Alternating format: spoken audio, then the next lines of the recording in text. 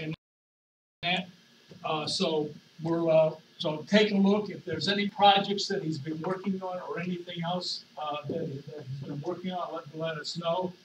We'll see if we can reallocate. He was a very valuable member of the team. I think those of you that were in the NASA robotics competition, I would say he was one of the reasons why we actually got that robot working at the NASA competition. So he was definitely there. I told him to stop by whenever he wants to. That's on there.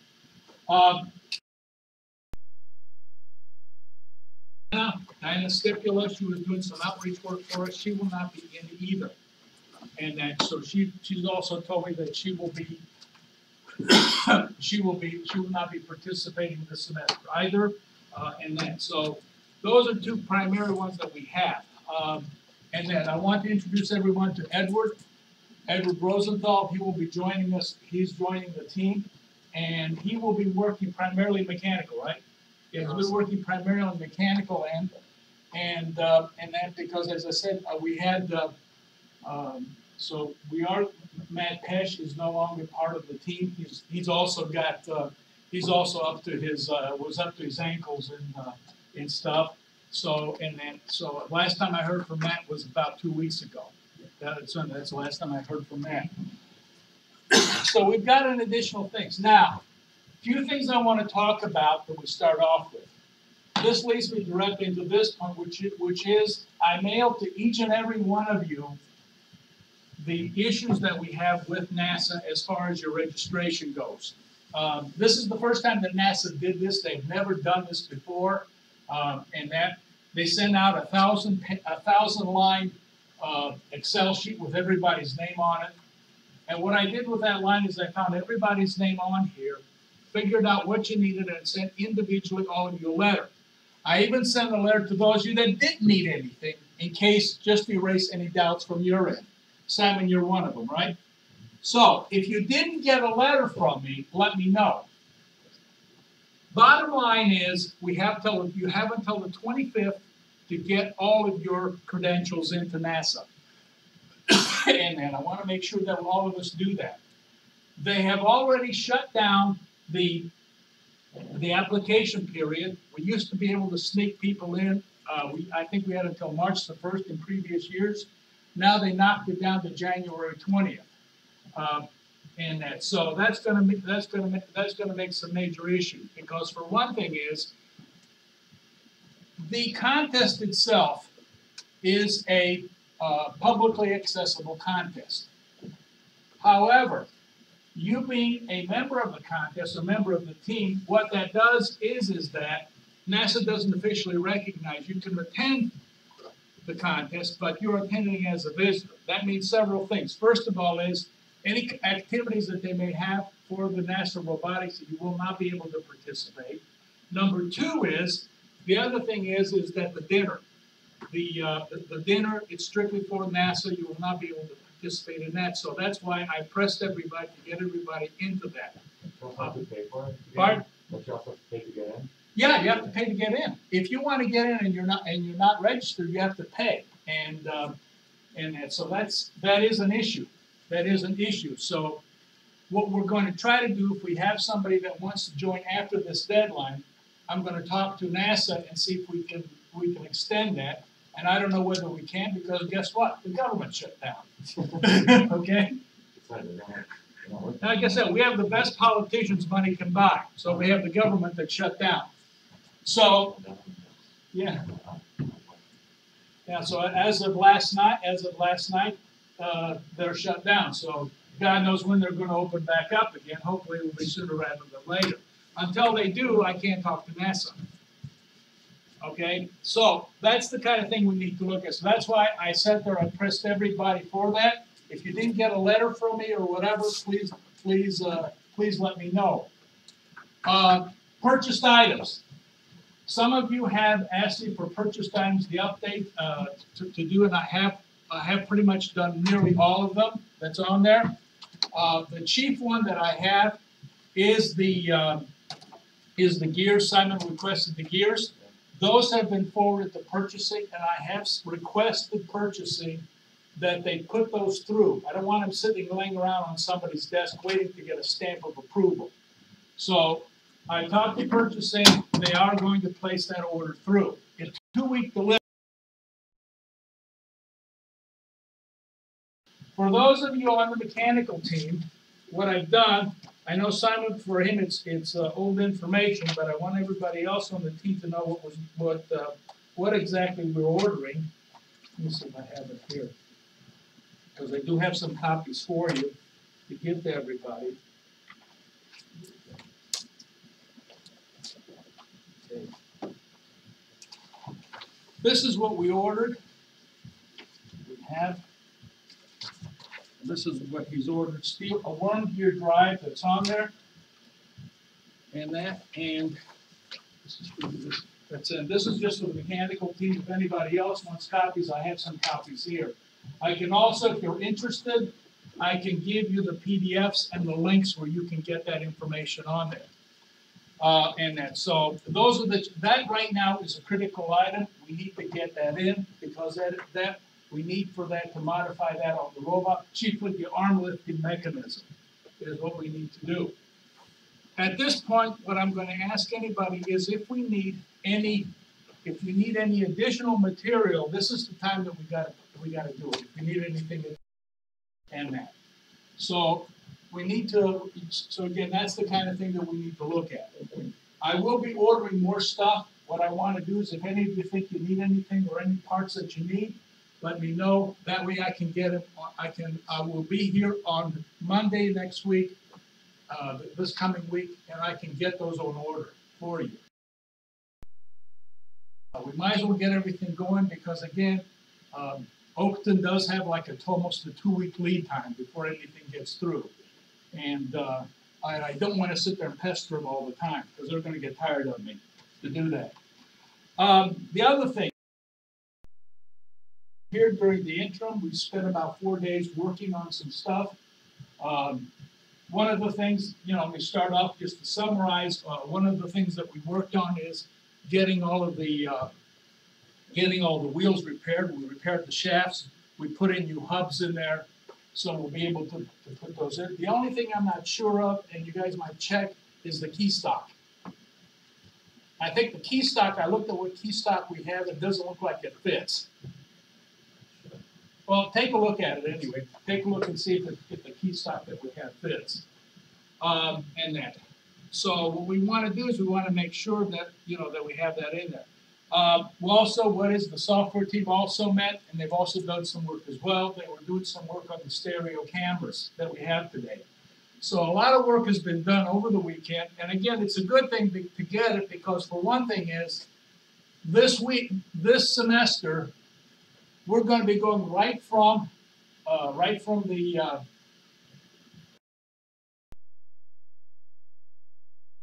last day of the final. The next day, we're going to jumping into the vans and heading down to Florida. We don't have a week layover like we did before, so we really have to keep track of our scheduling. And then, what I've done, one thing that I've done here is, and I'll pass this out to everybody. You have these, Jeremy? Yes. What I want to do is I want to go over. I've sat down, and what I've done is, some of this might be familiar to all of you, some of it might not.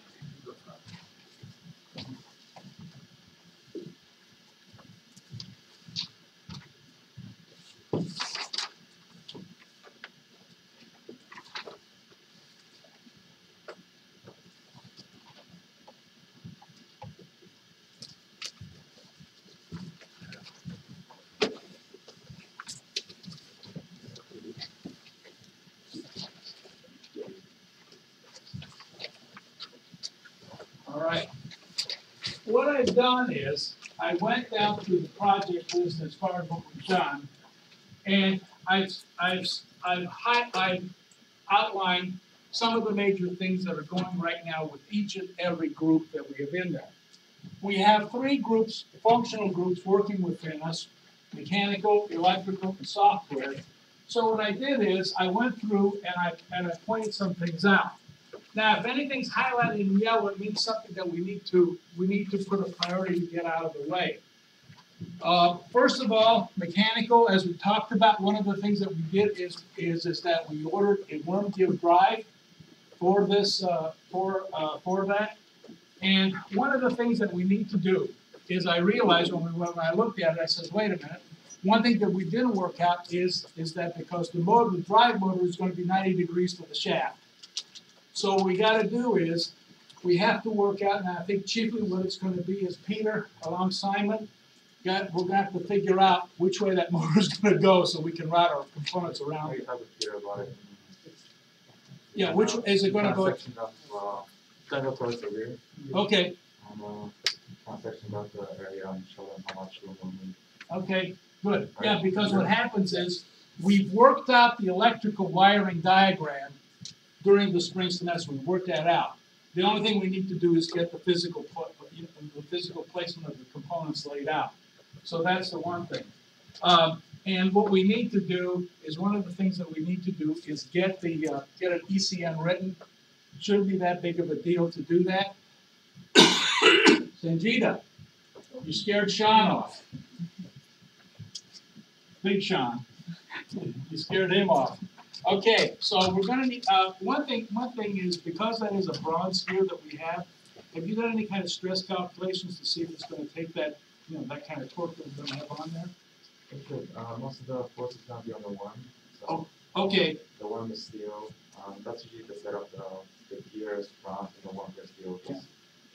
Most of the stress is going to be on the worm. So okay. We can do some stress analysis. Just elementary. Just so that we have something on record that we have on there. The other thing too that we need to look at is as far as mounting goes, we're going to have to do a little bit of mounting. We're going to figure out how that's going to be mounted because again, for those of you that are not familiar with worm gears, the alignment between the worm and the mating gears is very, very critical. It's got to be perpendicular and it's got to be in line in that. And so that's going to be a little bit of a challenge working with that robot chassis to do it to make sure that they're in line and they stay in line. So that's in there. So that's going to be the case in there. So I think that's going to take a little bit of coordination, mechanical and electrical, to make sure that we get that. Because one of the things we want to make sure of is that we are able to align, we're able to quickly align that once we get down to the contest. We want to be able to quickly align those as well and check it. Lubrication, I'm going to guess that for lubrication we're going to use grease. That's I don't think we're going to be dipping it in a bath of oil that's on this. So I think we're going to be using grease. And by the way, I did order some more grease because I think after we rebuilt all of those gearboxes, we pretty much ran out of grease. So I ordered another tube of grease as well too, lithium-based grease that's on there. So that's the other thing. Do you anticipate? I remember the last time when we were doing this last year, we had to reinforce the chassis. You remember reinforce the chassis because of the motor, the reaction forces on the motor? Do you think we need to do that? That was the bracket for the motor. The chassis itself was fine. It was just the bracket for the motor. Okay, all right. Now that we're using a worm gear, the stresses are not even nowhere near as much. Okay. It's basically going to be 30 to 1 reduction in force. Okay. From what we had before. Okay. And it's going to be a self-contained unit, so we're going to build a box around it. Okay. Like I said, the only thing I'm looking at is the alignment. Make sure that the gear itself is aligned to that. Okay. The drive gears, again, I think you guys pretty much took care of that during the break. The only thing is just make sure if we need to order key stock, we'll get a key stock ordered. Other things primarily, pumping station 1. I'm ready to go. How many people and who is going to be authorized to go to pumping station 1? And then it's always been gas and exactly. Anyone that has gas and When we do this, you already have pumping station. Yeah, I have my own. You have your own. Keep it no matter what, so let's do this. Yeah. Well, what I'm gonna do is I'm gonna line up for 3. Let's line up for 3. You guys already have Pumping Station 1 membership, right? Okay, and so you should be certified as well as everything else. Again, the thing what we need to do is that, is that we'll need Pumping Station 1 for any kind of fabrication issues that we have. Motor bases, everything else, whatever we're gonna run, so whatever that we need. One of the things for Pumping Station 1 is you passed all their certifications, so we should be able, for the cold processes, right? So we should be able to get that as well too. And that. So what we'll need to do, Edward, do you know anything about Pumping Station 1? No. Okay, Pumping Station 1 is a maker shop. They're located down in Chicago. You may want to talk to these guys after the meeting, and then if you want to be part of that, see me. But what we're going to be, it's going to be primarily hands-on. It's pretty much hands-on, working with machinery and doing that, and that. So that's kind of what we need for so. And then, so I'm going to open it up to 3 people. I'll let Gloria know, and we'll start the membership as soon as possible. And what we'll do is I'll continue it all the way up until the last week. That way we have the maximum that we have on there. As far as testing goes, that we have, we tested all the motors. We ran all the motors. I think you guys put the new shafts on the gear motors, and they're all tested. And pretty much that's done. The only thing we'll need to do is once you start putting it together, check to see how the whole mechanism works that was in there. And the reason I put this together like this, what we have, and I want to point this out to everyone, Kirsten did it, is that for systems engineering, we need to understand what steps that we need to do. So this is going to feed right into the systems engineering report. I'm going to use this as a base for status as we move along in this particular project that's on there.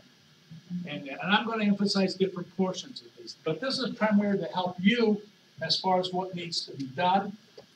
And again, it's going to, things are going to shift on this one as well from week to week. Any additional, do you guys have any additional feedback for me? Okay, not right now. Okay, I will keep you guys in the loop if anything changes on the gear motors. That's on there also to do that. Let's move over to the second page, which is the electrical. Electrical, we got the wiring diagram completed. Jason's been working on the wiring diagram as well as Peter, and that's pretty much been done. What we did is we took up all of the blackboard in P251 over the interim, and we got that and pretty much got that done. One of the things that I suggested that we do, and the electrical team might want to consider, is putting in a run-stop switch, just like we did on the old robot. But instead of having it tied directly electrically to relays like we had before, just tie it to the S0 line, and then to do that. That's only going to take one switch, and that's about it. That's one suggestion. That what you'll need to do on the robots that we've had over the last couple of years, we had 2 switches, a power on switch and a run stop switch.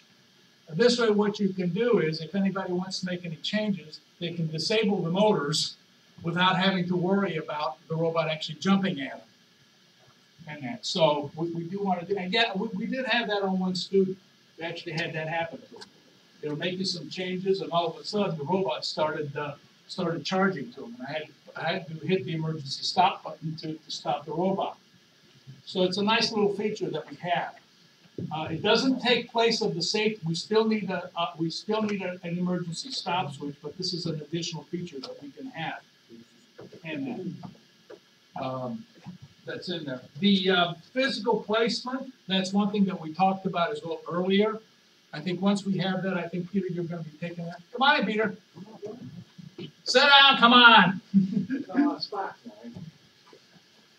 Well, you know where your spots are. Come on. right up here, right Yeah, in me. yeah.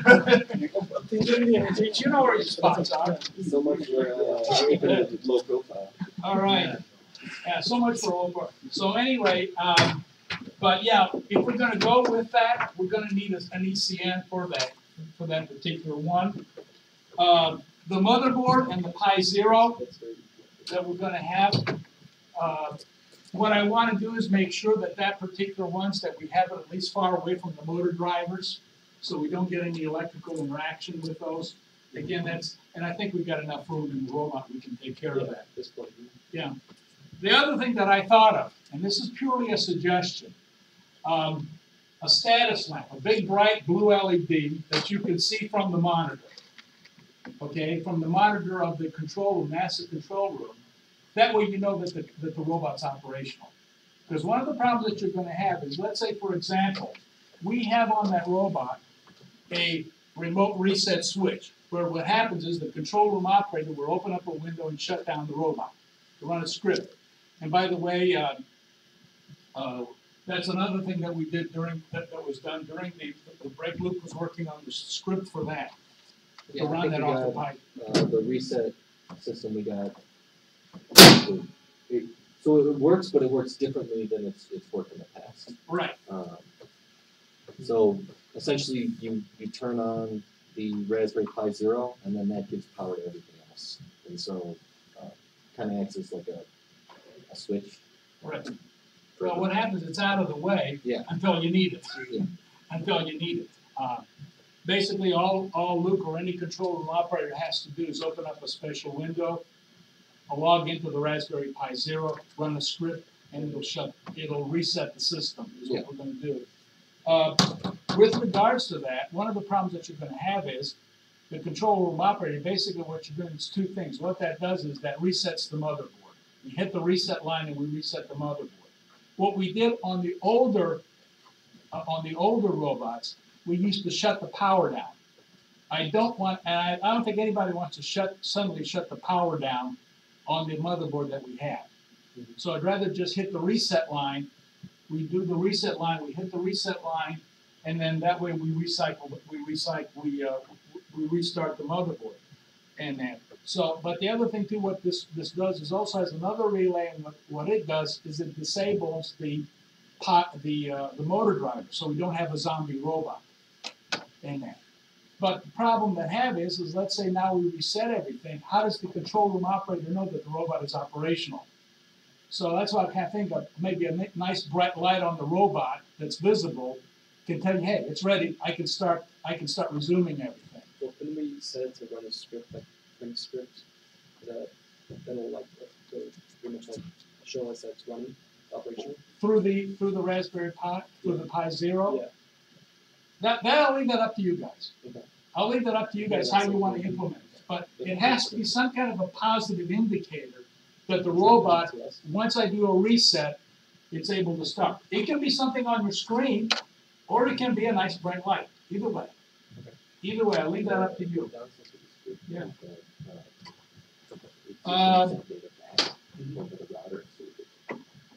The other thing too, in talking with the software team, we've got several sensors or several inputs that we're going to go in.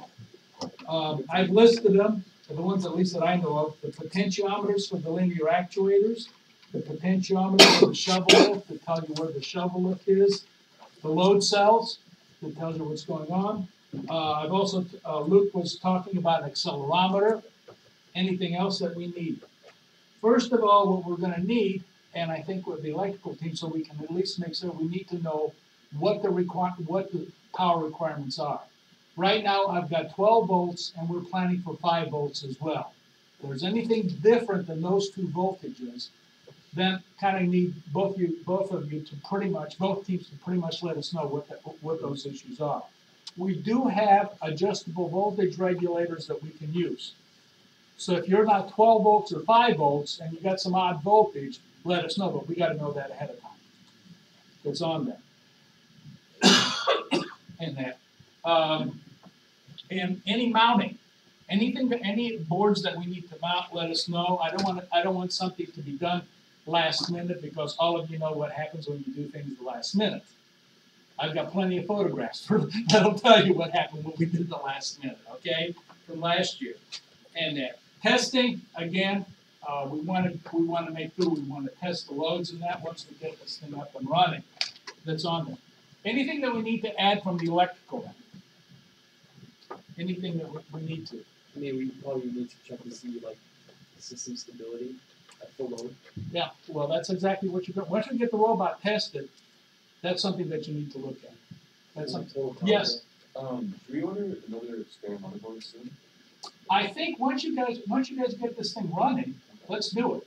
Now, I have another option for you, okay? And again, I'm gonna let you guys sit. I did get some AMD motherboards, and I also have some Skylake motherboards that we use for the other class that are non-open, and we have both DDR4 memory as well as the CPUs. We have the whole package in there. Now, you might want to use those, or if you guys decide that you want to clone the system, do an image backup, having different hardware isn't going to work, right? So you might, so again, Do those AMD motherboards support M.2?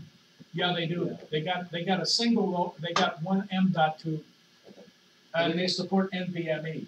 Are they micro execs or? They're micro ATX. Again, if you want to take, you've seen those when we got them in. Again, it's an option. Okay. If you guys feel that because of the way that you're managing the software on your system, the hardware, you say, hey, this is not good, we need to order another one, I'm for it. The only thing is would be because the CPU we have is low power, it's like 35 watts. I don't know about the AMD ones. I know they AMD ones are not known for having a low power output. I think probably they are probably 95 watts. Yeah. the Eagle thing we have is like 160. Yeah. Yeah, 160 watts. We have to be careful with that. Yeah, you gotta be careful. So, So, yeah, I don't have an issue. If we need to order one, let's get one in. Okay. Once you guys have proven out that it works, let's get it in. I don't have an issue. So that's pretty much there. Any other things electrical? And then, let me know. What we'll do is we'll be updating this document or anything else based upon everybody's feedback. Last part that I got is software. And what I did is I pretty much, as far as operating modes, two operating modes are autonomous and wireless manual. Luke, are we planning to go tethered? So we didn't have tethered manual last year. I know last year they had it in the rule book, but I talked to the judges and they said that we don't enforce that rule. I don't know about this year if they kept tethered. I'll tell you why they had it. I'll tell you exactly why. Years before, what we did years before, the pit was right next to the arena. So what happened was they were really deathly afraid of Wi-Fi interference. Now we're pretty far away. When we were there previous, they used to have a shutdown all router orders that they used to have all the time. When you guys were there, we had the routers running all the time. Yeah. Almost. Yeah, they never gave us a shutdown order for our wireless routers. So that's why they did it. Now, we can ask them again, of course, once the government is back up and running again, we can ask that again, whether we would need a tethered mode. And that's why we had the tethered mode on all the robots, for that very reason. Yeah, so we got away with not having tethered manual last year. I don't know, we can include it, but if they're not going to enforce the rule that we need it, then I'd rather not spend the time Okay. getting it to work. Well, I'll keep an eye on CNN when the government is in there. It is back up and running. We'll give them a call. Awesome. Okay. The other thing is GPIO ports. You guys have got the fidgets board, and one of the things I know Alex was playing around with was I2C. Did you find anything on I? Yeah, actually, I did some research. I think it might be possible to do it. Because there's no like native library from what I've seen. Mm-hmm. But some people try to do it. So I'll just need to play with it Okay. once I get the computer set up. Yeah, there's. If you can't get that working, we can always go through the Arduino. We can just Well, use there's that. another. Yeah, there's another choice. Remember, I gave you the Pi Zero. We can also go that way. There's a lot of options for backups. There's a lot of options. If it falls Yeah, because we also have I2C. We also have serial. I think serial we can do it, right? Yeah. Yeah, we can do serial. Okay. The sensors and supporting circuits that's on there. My concern there is that we make sure that anything that we have in sensors, we talk to the electrical team to make sure that we can accommodate everything that we've got. That way we don't have a jump of wires like what we did last year. I wanna make sure we don't have that. I know all of you were working on the USB webcams that's on there, so I think there's some good work that continue that work. That's great work because we're gonna need that for odometry as well as localization. Yeah. Is what we're gonna be needed. Are you planning to mount those on servos or anything else, or just gonna be fixed?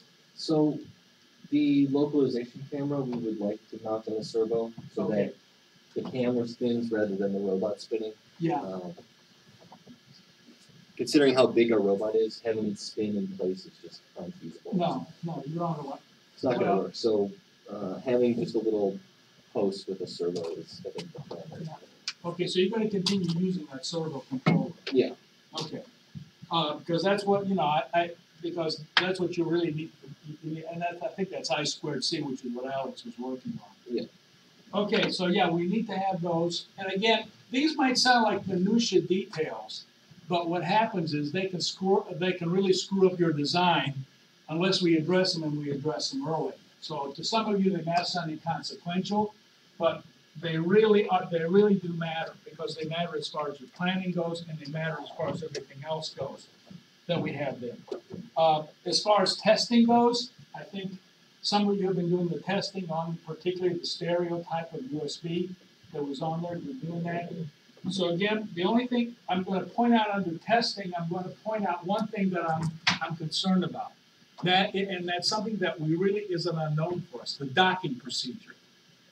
We never got a chance to do that last year, Yeah. be able to dock. And we all know why, but anyway, I'm not gonna get into that. The only problem is as the robot is backing into the collection bin, I don't know what the depth of field of those cameras are. They're fixed focus cameras, so I don't know what the depth of field is. Yeah. So you're gonna be able, once you get within a fraction of a meter or more, how are you gonna judge the distance at that point in time? Yeah. So one of the things we have, so I'm thinking two options. There's probably way more than two. One of the things we do is we're gonna have a little whisker switch mounted on the back. The trouble we have there is that the robot's very long, and so we have to be careful where we position it so that we're not exceeding the size of the robot. And then the other option is using the localization camera and the board that we have, and then using that information. I don't know how close the camera will be able to see it. It depends on where it's mounted on. Yeah, here, so too, you're sensing off of a target, yes, Alex? I'm just gonna add up to the whisker switch. We should have it like on both sides so we can line it up. So like if one side hits, the other one has to hit too.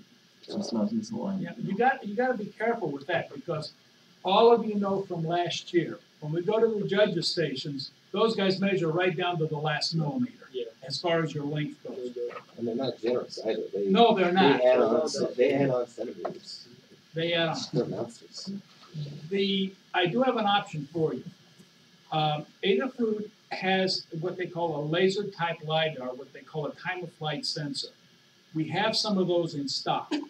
They can measure distances. It's a little laser sensor, and they can measure distances up to 1 meter. That's what I was thinking, like something like that. Yeah, we could do that, or we could even use like a proximity sensor that measures how close. The only problem with proximities is they tend to be, I don't know from industrial experience, they're very short.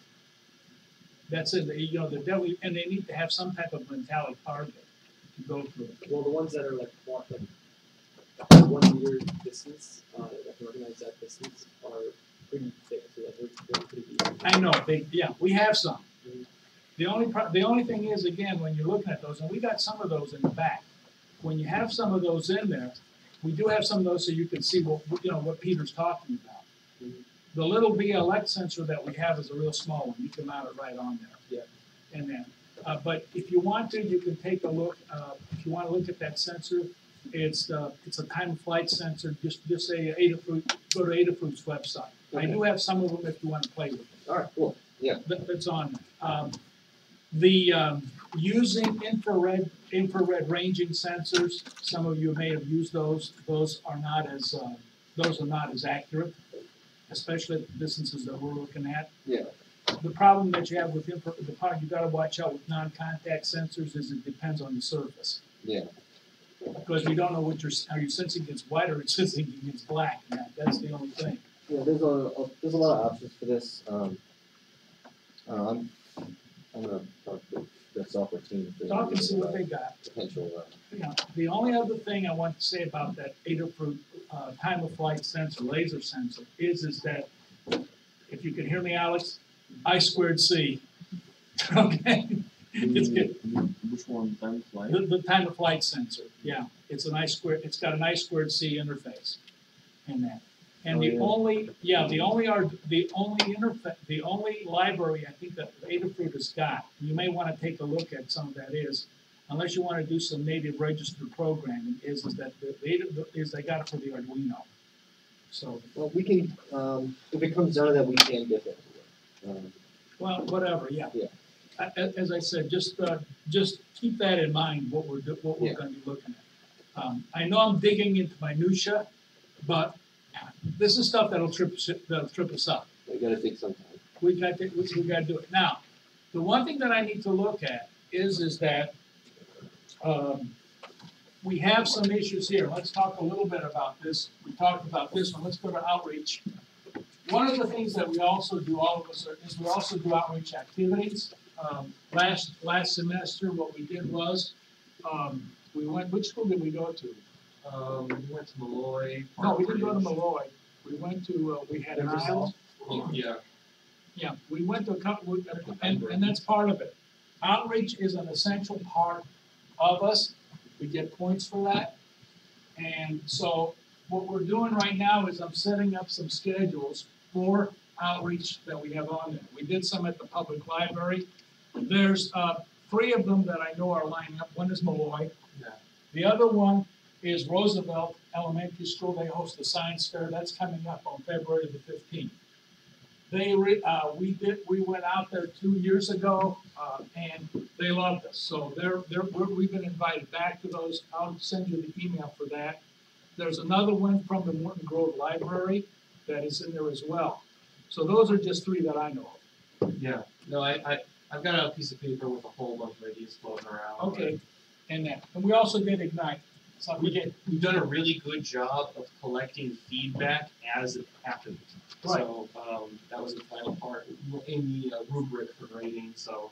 and that's, like I said, we need, yeah, it's great building a robot, but we have to also keep the fact that one of the things that NASA wants to do is they want us to do outreach events, and that's what we're looking at doing.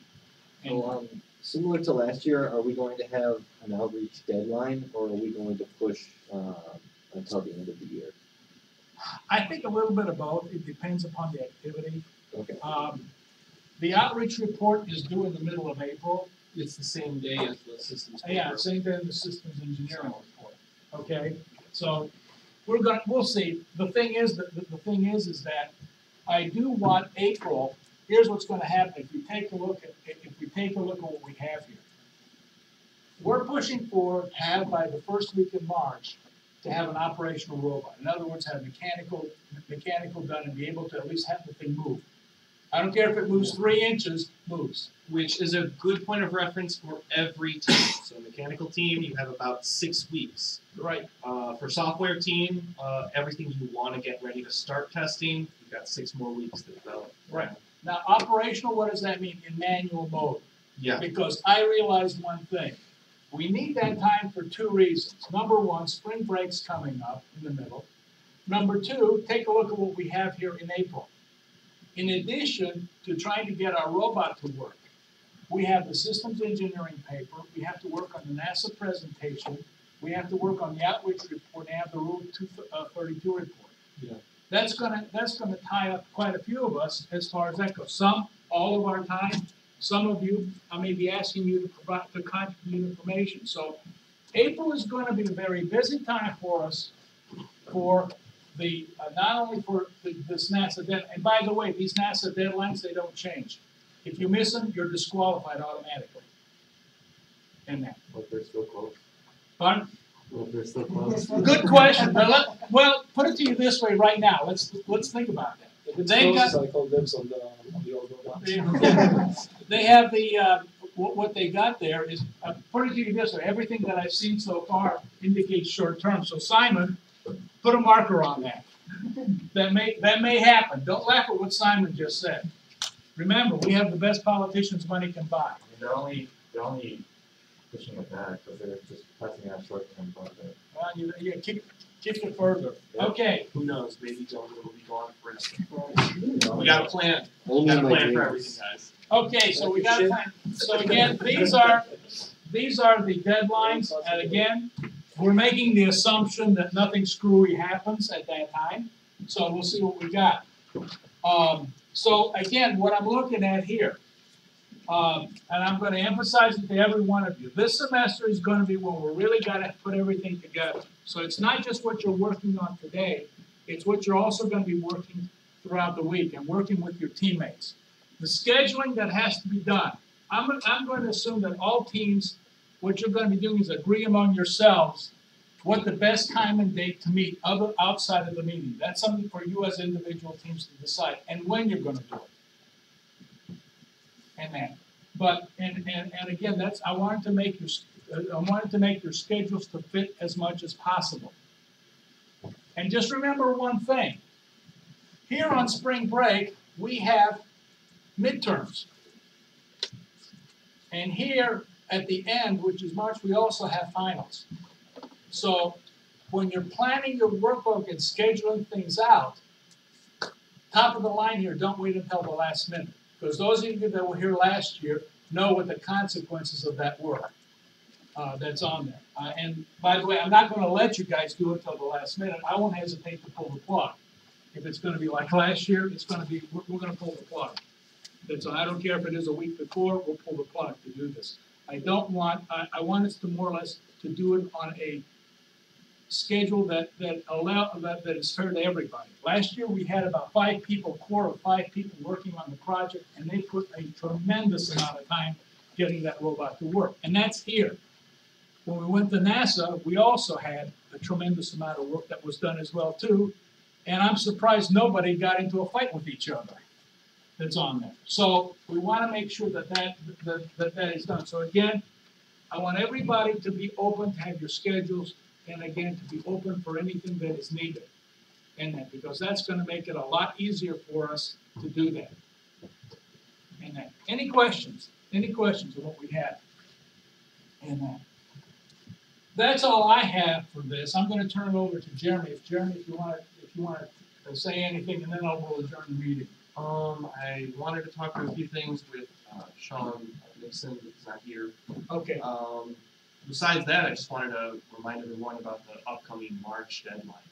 I know Angelo has already said this already, but it's important enough to say twice, or maybe even 3 times. We do not have the week that we had last year. As soon as we end on the 11th this year, 11th is the last day of school, we leave the 12th. And so realistically, I mean, we've got tests, we've got school, everyone has lives, everyone's dealing with something, but we have serious deadlines approaching, and I want to make sure that everyone's ready, everyone's prepared. If you have any problems, bring them forward, communicate them. Having a problem isn't strange. Not talking about your problems is a different problem entirely. So that's all I want to say. I've been saying it since fall. So yeah, let's make sure that we communicate, that we have everything that we need. And again, like I said, a lot of it, what I want to be able to do is I want to be able to get, again, what I mean by operational robot, I mean something that can move, at least that we know that it can move. 3.1 is especially what's going to happen is after this date, the software team is going to go into high gear because they're going to have to integrate the electronics and they're going to have to integrate their software into the operation of the robot. But we have to establish the operational robot first before we do it. Last year, we threw away 6 months worth of coding effort, literally. I have no intention of doing that again. And no intention, because that was pretty, for us to be able to go down there and as much time as the team spent developing autonomous code, we never even got a chance to do autonomous code. That's on there. And so that's why we're looking at it this year from that perspective. We want to be able to go down there to do this, because to be honest with you, we have to be able to compete in the autonomy run because that's a lot of points. I don't want to walk away from it. I don't want to, and that.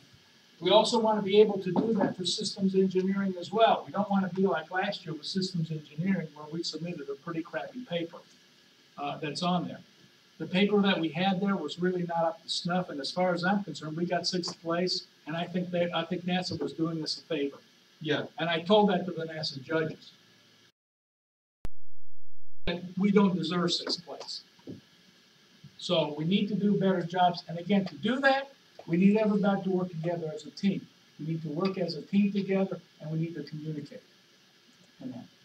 Any questions? Yes, sir. I'd like to add in, yeah, Angelo is 100% right. Communication is key when it comes to a project like this. So if you guys run into any problems, like you make any changes to your initial plans, or just need help in general, put something on Discord, general section of Discord. Yeah.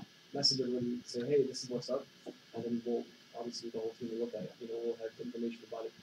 And if you can't reach anyone on Discord, just forward emails like everyone. I'm sure you've gotten a couple emails from Angelo with everybody's tagged onto it, so you'll be able to find people that talk to people. The other thing I want to also mention is that, Peter, I can't amplify more than what Peter is saying. Say something when you're doing that. The other thing I want to point out is on the list that I gave you, all the ECNs, get all the ECNs to me as much as possible.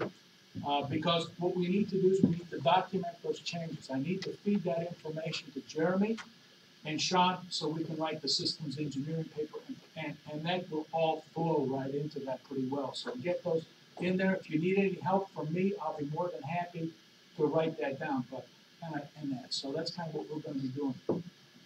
Any questions from anybody?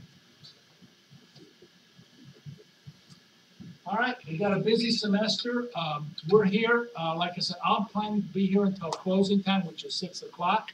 And that, like I said, if any of you have any questions or anything like that, please let me know.